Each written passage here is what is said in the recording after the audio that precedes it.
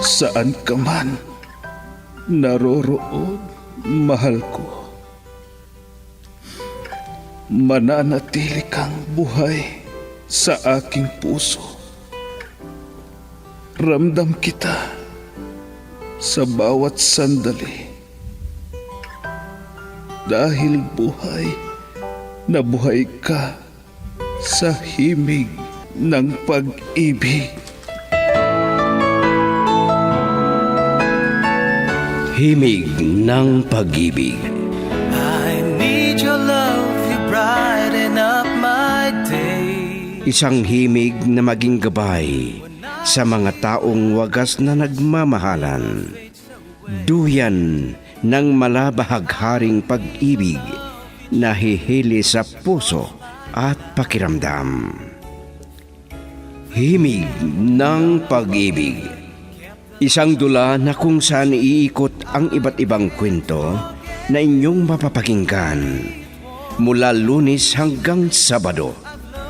Sa pluma at direksyon ni Luvimin Aquino. Dito sa Lovelet Artist and Talent Center Drama Productions, handog sa inyo ng #1 and most trusted radio network in the country, Bumbo Radio Philippines. Basta Radio. Bumbo.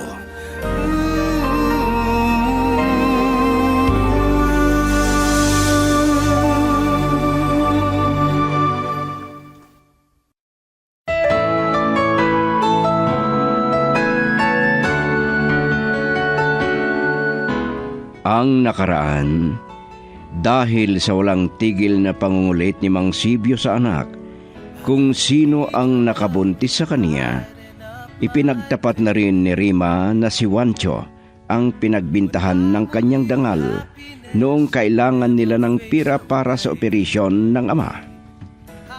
Samantala, nakalabas na ang papa ni Malu sa bilangguan, pero hindi nabawasan ang galit kay Juancho dahil sa pagkabilanggo niya.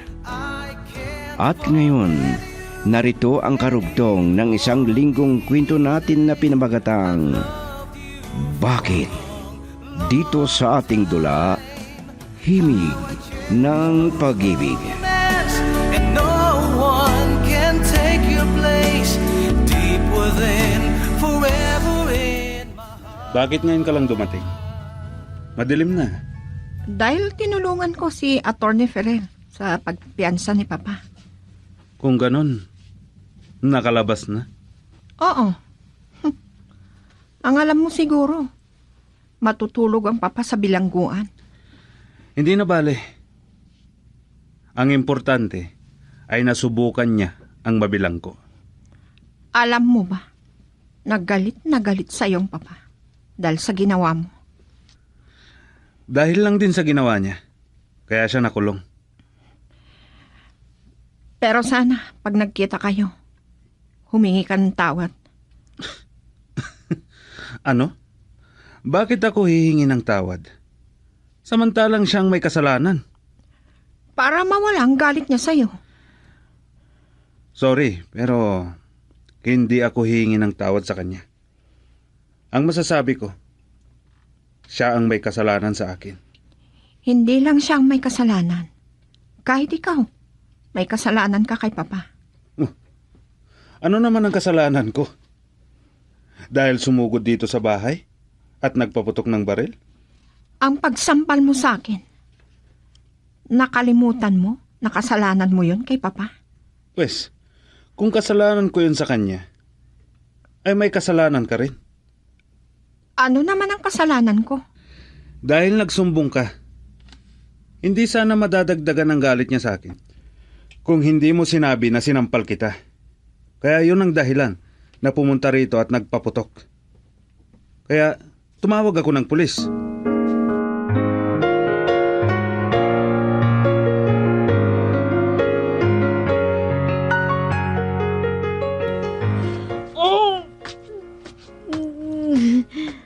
Rima, nagsusuka ka na naman, anak.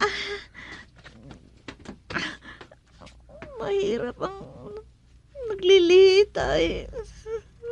Oo anak, mahirap talaga.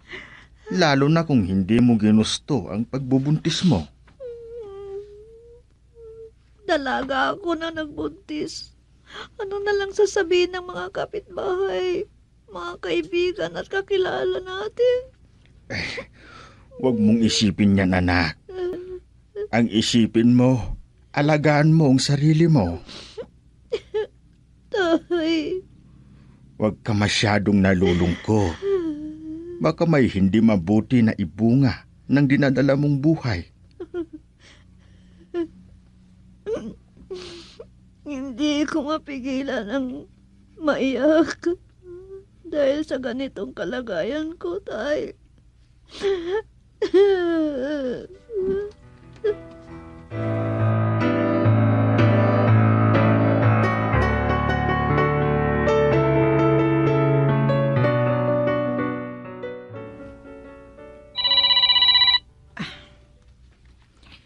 Hello, Papa? Bakit kayo tumawag? Sabihin mo sa walang modo na asawa mo na gusto ko siyang makita bukas sa rest house. Ano? Papa, hindi pa sana ngayon. Dahil pareho pa kayong mainit ang ulo. Dahil sa nangyari noong nakaraan. Basta, gusto ko siyang makausap ng masinsinan. Kung ganon, sasamahan ko siya, Papa. Ba't mo siya sasamahan? Samantalang alam naman niya ang rest house. Mas mabuti kung sasamahan ko siya. Para ako ang aawat sa inyo kung magkasagutan kayo. Sige, ikaw ang bahala. Kaya kumbinsihin mo siya na makipagkita sa akin bukas. Sige, Papa. Sasabihin ko yan. Bye.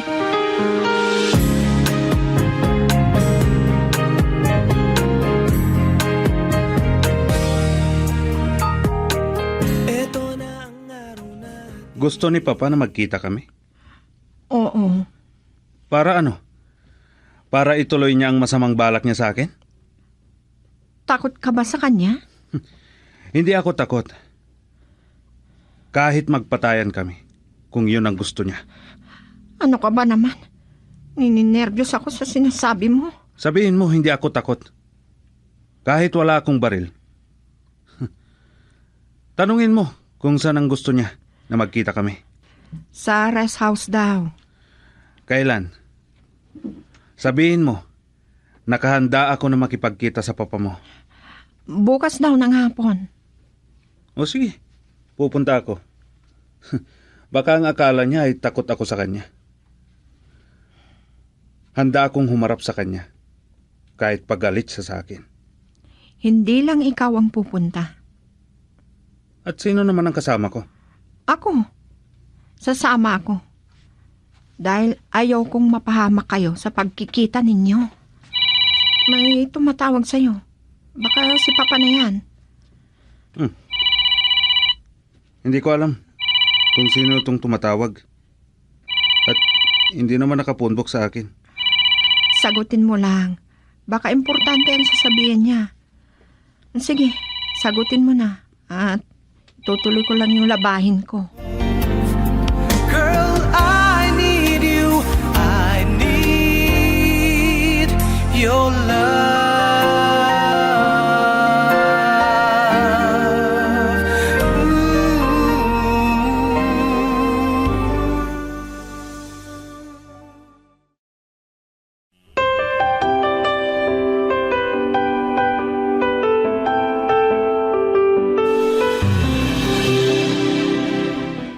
Mabuti at sinagot mo ang tawag ko, Wancho. Sino ito? Ang bilis mo naman nalimutan ang boses ko. Mang Sebio? Oo, ako nga. Tumawag ako para ipaalala sa'yo ang pagkikita natin. O sige. Pupunta ako sa lugar na sinabi niyo. Sige, aasahan kita.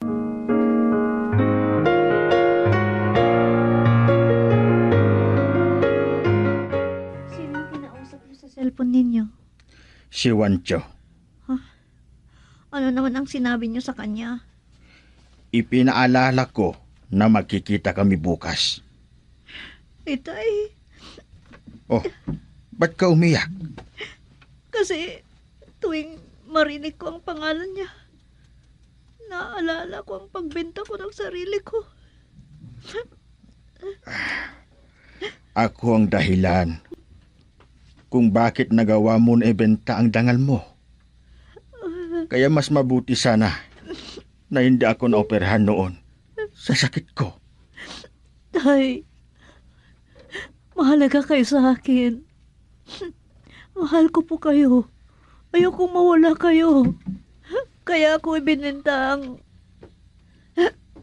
dangal ko kay Wancho. Ayoko pong mawala kayo, Tay. Hindi ka sana malulungkot ngayon. Kung mayaman sana tayo, anak. Pero talagang mahirap lang tayo.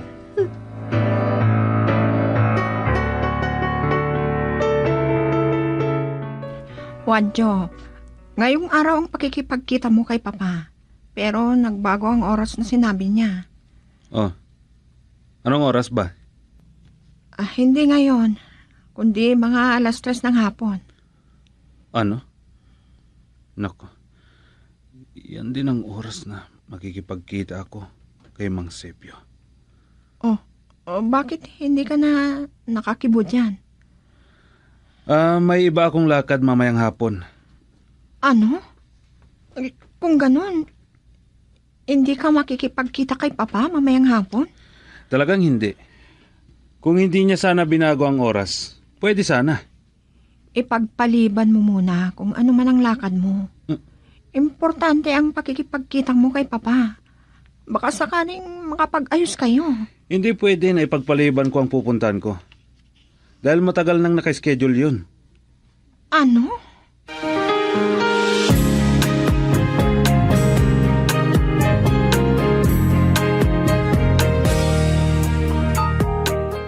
Hello, Maluiha. Papa, ayoko sanang sabihin sa inyo ito na hindi makikipagkita sa inyo ang asawa ko. Ang walang hiya. Takot pala siya. Hindi po takot, Papa.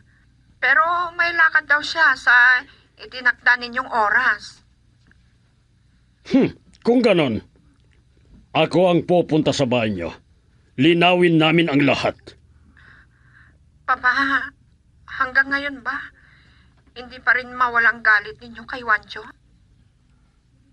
Alam mo ba na napahiya ako sa pagkabilanggo ko ng ilang oras?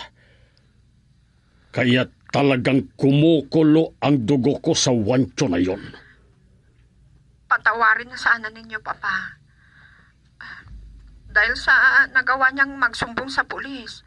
Dahil ayaw niyang mapahamak kayong dalawa. Duwag ang asawa mo, Malo.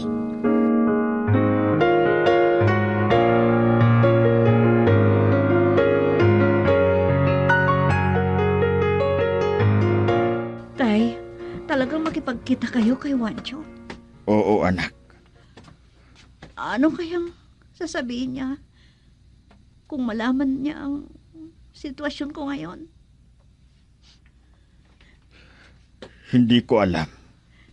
Pero sana ay manatili na lihim ang lahat.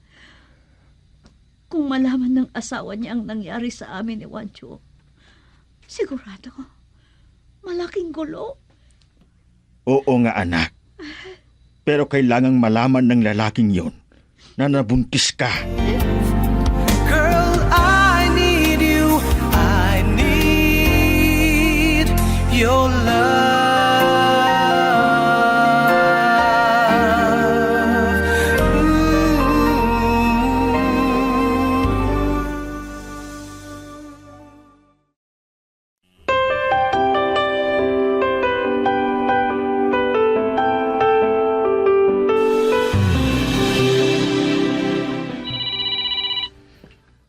Ang cellphone ko. Si Papa. Hello, Papa? Oh, salamat at sinagot mo ang tawag ko. Pasensya na kayo, Papa. Hindi ako makakapunta sa oras na sinabi niyo. Ang sabihin mo, takot ka lang humarap sa akin dahil may kasalanan ka. Hindi ako takot sa inyo. Baguhin nyo na lang ang schedule ng pagkikita natin. Baka sakaling marap kong pumunta. Huwag na. Ako na lang ang pupunta sa bahay nyo para siguradong makaharap kita. Ano?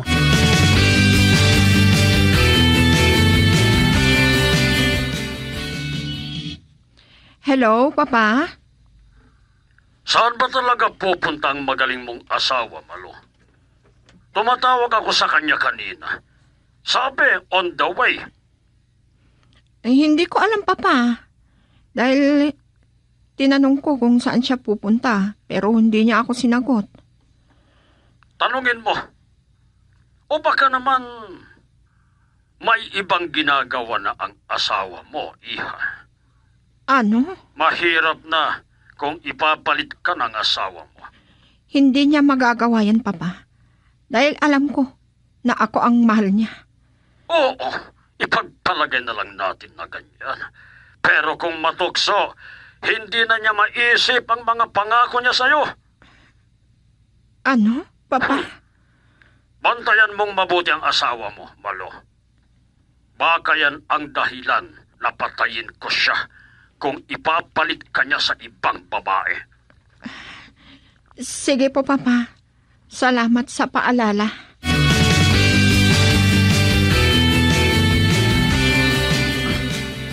Ang alam ko, mauuna si Mang Sebio na darating dito. Pero ako naman ang nauna. Wancho! Si Mang Sebio. Siya na yan. Hayop ka! Aray, Hayop ka! sinuntok niya ako. Dito sa maraming tao. Ipinahiya ninyo ako. Mali pala na mapapahiya ka. Pero ang ginawa mo sa anak ko, mapagsamantala ka. Dahil sa kahirapan namin. Kung ganun, alam ninyo ang nangyari sa amin ng anak nyo. Na ibinenta niya sa akin ang katawan niya. Kapalit ng ibinigay kong malaking halaga. Oo, alam ko. Alam ko. Hayop ka, Wancho.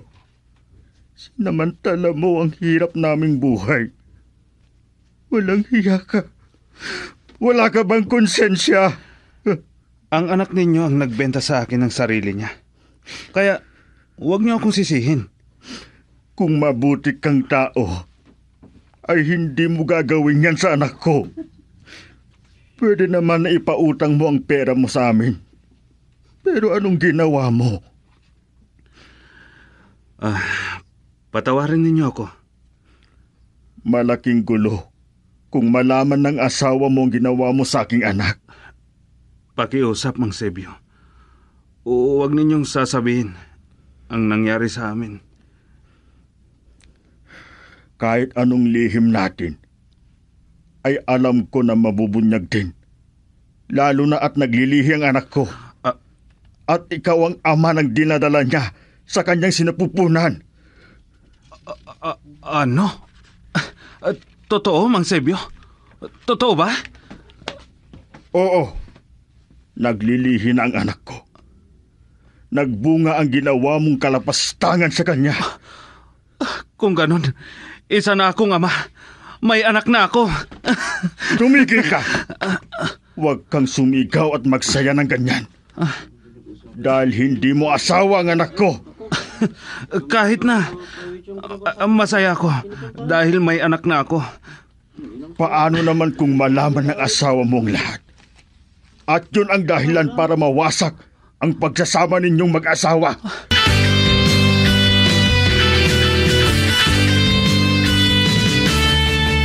Saan kaya pumunta ang asawa ko? Diyos ko, sana hindi totoo ang sinabi ni Papa sa akin. Hindi ko matatanggap kung may mabalitaan akong may babaeng kinababaliwan ng asawa ko. Baka ako pa ang makakapatay sa kanya kung pagtataksilan ako ni Wancho.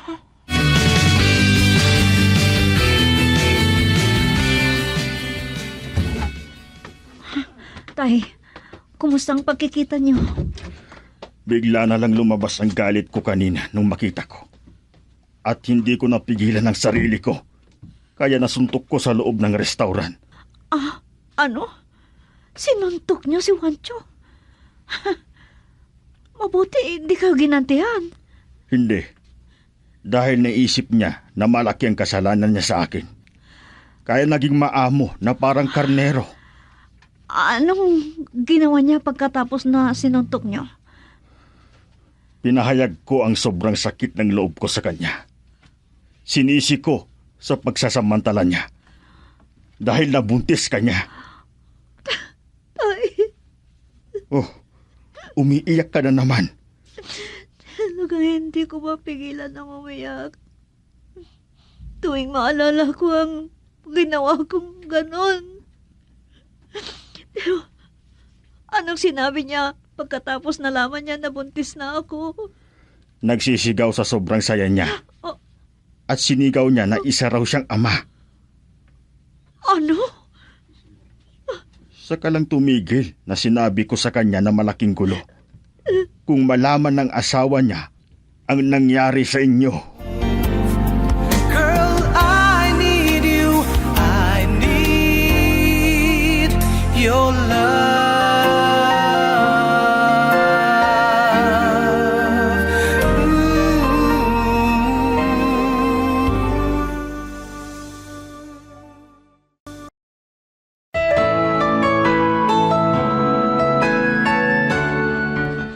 Ano pa ang mga susunod na mangyayari? Mga kaibigan, pakinggan bukas ang karugtong ng isang linggong kasaysayan na ating pinamagatang Bakit? Dito sa ating dula, Himig ng Pag-ibig. Mula sa Lovelet Artist and Talent Center Drama Productions, inihahandog sa inyo ng #1 and most trusted radio network in the country, Bombo Radio Philippines. Basta Radio. Bombo. Won't be easy. I've loved you for a long